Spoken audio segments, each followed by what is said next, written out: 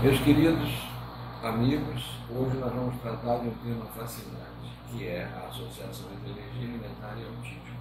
Nós vamos ver as bases epidemiológicas, os sistemas acometidos e por que a criança alérgica alimentar fica autista.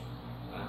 Tudo isso baseado em evidências clínicas e laboratoriais hoje possíveis de serem negadas. Hoje é uma realidade que, tratando a alergia alimentar, cura-se o autismo. Eu sou o professor Sabrá, pesquisador da Unigran-Rio, com um grande especial para pesquisar autismo e imunologia.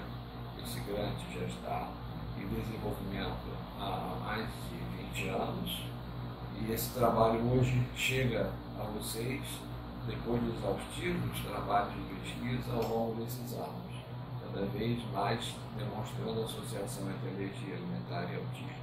Sou um professor de pediatria, trabalhei nas universidades federais como titular, sou titular de pediatria da Unigran-Rio e com pós-graduação no exterior em gastroenterologia, em imunologia e com conhecimento dessas duas grandes especialidades por desenvolver todo o conceito moderno da alergia alimentar.